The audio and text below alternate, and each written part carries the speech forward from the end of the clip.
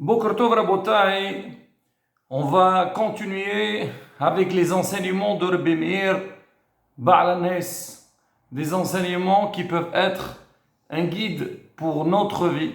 Et Bezrat Hashem, le prochain cours, on parlera de la vie de Rabbi Meir Baal HaNes.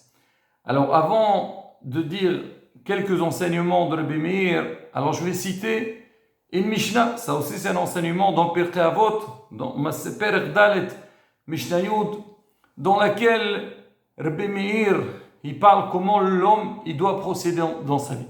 On sait que la klala, la malédiction qu'Akadosh Baruch Hu avait fait à l'homme, c'est Bezeat apecha tochal lechem. C'est que l'homme, pour qu'il puisse avoir de quoi manger, il a besoin de transpirer. Quand on dit transpirer, ça veut dire travailler. Donc si je peux travailler sans transpirer, ça s'appelle aussi que je fais ce que la Torah a dit, mais le problème c'est que l'homme, alors vu que ça c'est une nécessité, et c'est, on va dire, c'est parmi les choses les plus importantes dans la vie, parce que si on n'a pas de parnassa, comment on peut vivre? C'est pas possible. Même le Pirkei Avot, le Tana dans Pirkei Avot, il a dit, donc on a besoin de travailler pour avoir, comme on dit, son gain de pain et pour pouvoir aussi étudier la Torah. Mais Rabbi Meir, il vient nous avertir. Il nous dit, regardez, Rabbi Meir disait, c'est vrai que il ne dit pas qu'il ne faut pas travailler, Rabbi Meir. Il dit, travailler parce qu'il sait que ce n'est pas possible. Si on avait le niveau de Rabbi Shimon Bar Yochai, on peut étudier la Torah sans et avoir la parnassa, mitin v'haya. Bon, aujourd'hui, Baruch Hashem, le système des kolélim, bon, ça c'est encore un autre problème, ça. Mais on va dire en règle générale. Donc, c'est sûr que l'homme, il a besoin de travailler. Mais Rabbi Meir dit, faire très attention. Et oui, mais tu veux travailler, travaille. Mais il faut faire ce qu'on dit, le strict minimum. Ce que tu as vraiment besoin. Et on va voir pourquoi. Mais il dit au niveau de l'Imoud Torah, alors il faut wa'asor, c'est-à-dire tout le temps. Ce qu'il faut passer pour travailler, vas-y, travaille, il n'y a pas de souci. Mais le plus important, c'est-à-dire c'est quoi qui doit être, on va dire, le principal de ta journée, de ta vie, c'est l'Imoud Torah. Alors regardez ce qui continue. Alors il dit première chose. Alors si tu veux réussir, je pense, Rabotai, Rabbi Meir, il va dire cette phrase-là. En fait, il parle aussi bien au niveau du travail que au niveau de l'Imoud Torah. Il dit oui,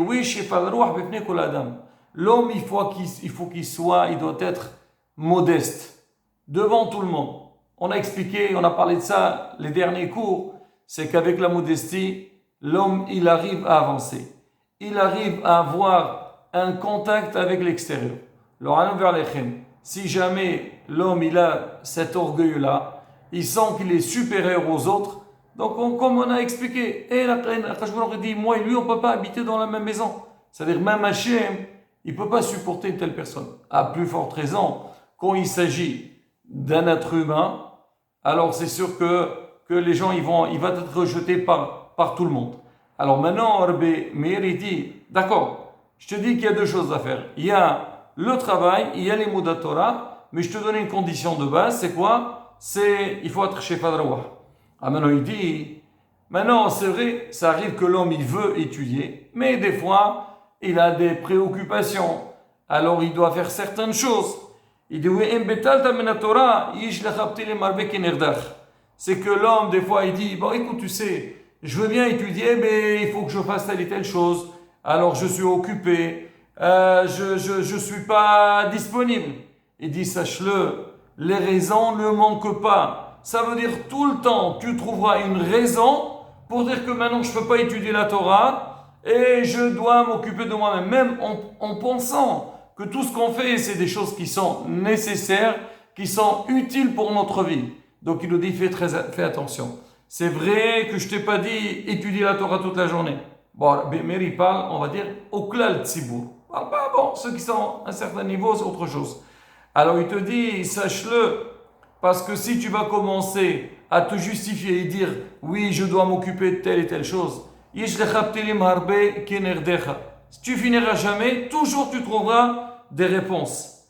Et après, il dit, oui, ma'amal ta Torah. Mais si toi, tu dis, oui, je vais m'investir dans la Torah, je vais prendre de mon temps, même, voilà, je vais prendre sur mon sommeil, je vais prendre sur mon travail, je vais prendre sur mon plaisir. Des fois, tu dis, d'accord, tu vas étudier la Torah, mais après, comment tu vas vivre? Regardez, Rabotai, ce qu'il nous dit, Rabbi Meir. Rabbi Meir, il rigole pas. On dit que quelqu'un, alors, a un problème, il fait un vœu pour Rabbi Meir, il prie pour lui, et Hachem lui donnera ce qu'il a besoin. Alors si Rabbi Meir, il nous promet, il nous le dit, c'est sûr qu'on ne doit avoir aucun doute dessus. Il dit, oui, Ma'amal, si quelqu'un il s'investit dans les mots de la Torah, Yish lo sachar arbe letelach, Akadosh Baruch Hu, il a de quoi te donner. Toi, tu penses, et d'accord, mais si moi je passe mon temps dans les mots de la Torah, alors comment ils vont marcher mes affaires? Je crois que les affaires, c'est toi qui les fais marcher. Toi, tu dois faire la ishtadlout. Mais Akadosh Baruch Hu, il envoie la bracha dans tout ce qu'il est en train de faire. Là, Rabotai, c'est une petite introduction par rapport à quelques enseignements qu'on va dire aujourd'hui, mais en tous les cas, ce qui ressort donc de cette Mishnah-là, c'est que l'homme, c'est vrai que on n'est pas des malachim, on n'est pas des anges, mais il faut savoir, ce qui est primordial pour notre vie, c'est l'étude de la Torah. L'homme, il doit, comme on dit, être rusé. Comment trouver le temps? Comment s'investir? Comment ne pas être dérangé par l'extérieur pour avoir la possibilité d'étudier la Torah? Alors je continue que dans les paroles de Rabbi Meir il dit, c'est que Hiwiragil Tamid Lomar, lui-même Rabbi Meir il disait, les mots Torah bechol levavcha ou bechol nafshecha la da'at et deracha ou l'ishkod al telte Toratai. Donc l'homme, tout le monde, il doit chercher. De la même manière que dans le travail, des fois, un homme, il a un travail, mais des fois, il te dit, écoute, moi, la vérité, c'est vrai que j'ai une parnassa, mais ça ne suffit pas. Je vais essayer de trouver d'autres systèmes, on parle bien du système kasher à la bouteille, à travers lesquels je pourrais améliorer ma parnassa. Alors, il dit, c'est pareil. L'homme, il doit étudier, il doit s'investir dans les mots de la Torah, avec tout ton cœur et ton âme, la da'at pour connaître les chemins d'Akadosh Baruch. Parce que le chemin d'Hachem, il n'est pas simple. C'est vrai, des fois, il y a certaines logiques. On les voit dans la Torah, mais il y a des fois que le derf de la Torah n'est pas ce que nous on pense.